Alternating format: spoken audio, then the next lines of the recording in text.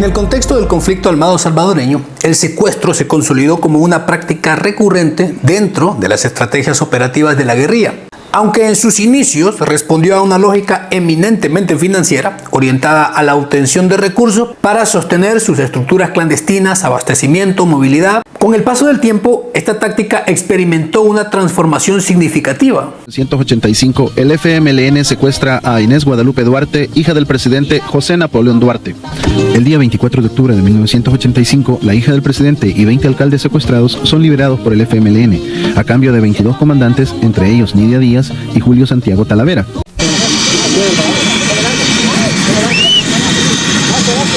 Lejos de limitarse al ámbito económico, el secuestro adquirió una dimensión política, convirtiéndose en un mecanismo de presión directa sobre el Estado y las élites, así como en una herramienta para negociar la liberación de prisioneros y obtener concesiones estratégicas. Este fenómeno, profundamente arraigado, pero igualmente delictivo en su ejecución, reflejó la evolución del conflicto salvadoreño, de una lucha por supervivencia operativa a un conflicto donde la coerción y lo delictivo comenzaron a jugar un papel determinante. En ese escenario, ciertos casos trascendieron por su impacto, no solo por la víctima, sino por lo que representaba dentro del tablero político y militar del país. La hija del presidente José Napoleón Duarte, Inés Guadalupe Duarte Durán, fue raptada el 10 de septiembre de 1985 por la tarde alrededor de las 3:30 en San Salvador. La elección de Inés no fue casual, obviamente era la hija del presidente. Al privar de libertad a su hija, la guerrilla no solo golpeaba al presidente en un plano personal, sino elevaba la presión política a un nivel sin precedentes. Los objetivos del FMLN en esto eran, en primer lugar, ejercer presión directa sobre el gobierno para forzar negociaciones que le favorecieran directamente a ellos. Aunque Duarte siempre se mostró abierto al diálogo, a negociar una salida del conflicto, la guerrilla quería más presión. Y en el segundo plano, lograr también la liberación de prisioneros guerrilleros, algunos de alto perfil, y también buscaban obtener una visibilidad nacional e internacional, posicionando el conflicto salvadoreño en la agenda mediática bajo términos favorables a la insurgencia. Esa tarde, los comandos del FMLN ejecutaron el delito cuidadosamente planificado contra Inés Guadalupe Duarte. Se dice que más de 15 sujetos fuertemente armados interceptaron su vehículo en la cercanía de la universidad a la que ella asistía, bloquearon el perímetro en la zona y abrieron fuego contra el equipo de seguridad. Durante ese ataque, el custodio Mauricio Alfredo Elena Palomares murió en el lugar, mientras que otros resultaron gravemente heridos, evidenciando el actuar delictivo de estos sujetos. En cuestión de segundos, algo muy rápido, Inés Duarte fue sacada de su vehículo y trasladada a uno de la guerrilla. El operativo no solo se llevó a la hija del presidente, el comando también raptó a su acompañante, Ana Cecilia Villeda, generando de inmediato un duro impacto hacia el gobierno y a las autoridades en ese momento. Días después, la acción fue asumida públicamente por los comandos del FMLN, confirmaron su autoría y enmarcaron que la acción era parte de una estrategia político-militar dentro del conflicto. Es decir, lo estaban justificando ellos. Y aunque hubo muchos otros casos, el de Inés fue el más sensible por ser la hija del presidente, convirtiéndose en uno de los episodios más emblemáticos y oscuros del conflicto, que además dejaba en evidencia la evolución de la insurgencia hacia formas de confrontación, donde lo militar, lo político y lo simbólico se entrelazaban en una misma acción delictiva. La reacción de Napoleón Duarte fue inmediata y profundamente marcada por la dualidad entre su rol entre jefe de Estado y la condición de ser padre de la víctima. El gobierno desplegó un fuerte operativo de seguridad, activando a la Fuerza Armada y los cuerpos policiales en un intento por ubicar a los responsables y rescatar a las muchachas. Paralelamente, Duarte adoptó una postura pública firme, condenando las acciones como un acto terrorista y reiterando que no cedería ante esas presiones que comprometieran las instituciones del Estado. Entonces, el arzobispo de San Salvador, Arturo Rivera y Damas, junto con el rector de la UCA, Ignacio Yacuría, fueron los mediadores entre las conversaciones que comenzaron a entablar para lograr la liberación de las muchachas.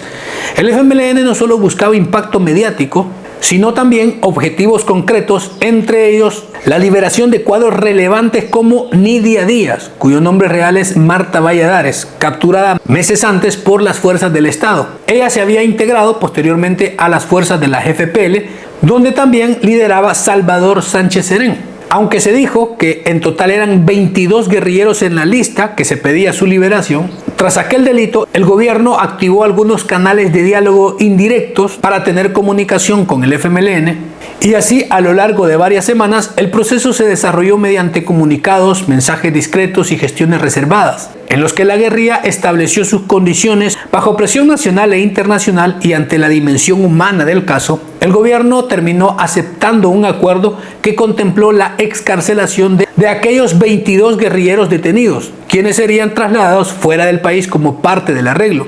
La fase final del proceso se ejecutó bajo un esquema cuidadosamente coordinado. Los guerrilleros fueron liberados y trasladados fuera de El Salvador, principalmente hacia destinos previamente acordados. Esto como garantía de cumplimiento al pacto que se había establecido. Este movimiento fue supervisado indirectamente por los mediadores, asegurando que las condiciones exigidas por el FMLN se cumplieran antes de proceder con la liberación de las muchachas. El 24 de octubre del 85, después de aproximadamente 45 días de cautiverio, se concretó la liberación de Inés Duarte y Ana Cecilia Villeda en una localidad de Tenancingo. La liberación se realizó en una zona controlada, sin enfrentamientos y bajo la intermediación de actores neutrales, principalmente vinculados a la Iglesia Católica, lo que permitió reducir el riesgo de una operación fallida. En esta acción no hubo exposición mediática directa en el momento más crítico, respondiendo a la necesidad de garantizar la seguridad de las muchachas y el cumplimiento del acuerdo con los guerrilleros. Posteriormente se confirmó que ambas habían sido entregadas sanas y salvas, cerrando uno de los episodios más tensos del conflicto civil. Este desenlace evidenció la capacidad de la insurgencia para imponer condiciones al Estado a través de acciones de alto impacto, delictivas, pero también reflejó los límites del gobierno en un contexto de guerra, donde la presión política, militar y humana obligó a una negociación que en circunstancias normales habrían sido impensables.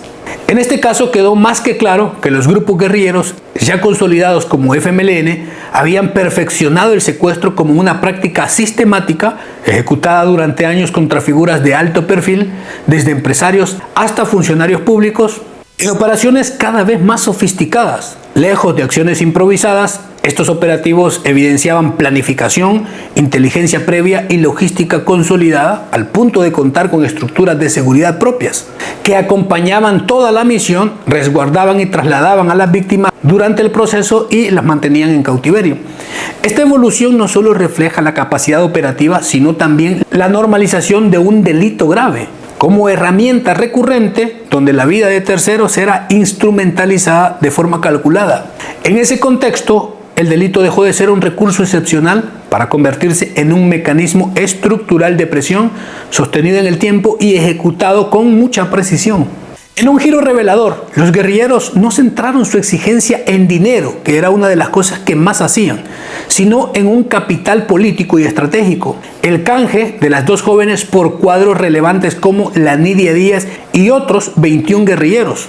La operación, más allá de su crudeza, resultó eficaz en sus objetivos, devolviendo a las estructuras insurgentes liderazgo, experiencia y capacidad operativa en un momento crítico del conflicto.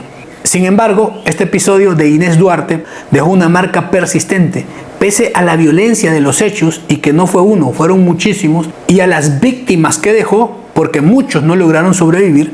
Nunca se llevó a juicio a los responsables directos de los secuestros, consolidando un escenario de plena impunidad, donde nunca hubo justicia para tantas víctimas, peor aún cuando estos llegaron a ser líderes políticos. Todo se perdió en el olvido, en el tiempo, diluyendo las responsabilidades penales en el desenlace político del conflicto. Es decir, nunca rindieron ante la justicia y no fueron a prisión por todos estos delitos. Pero usted saque su conclusión, déjenlo en los comentarios qué sabía de este caso de la hija del expresidente Duarte. Y muchas gracias por apoyar los videos y llegar hasta el final. Cuídense mucho, nos vemos. Hasta luego.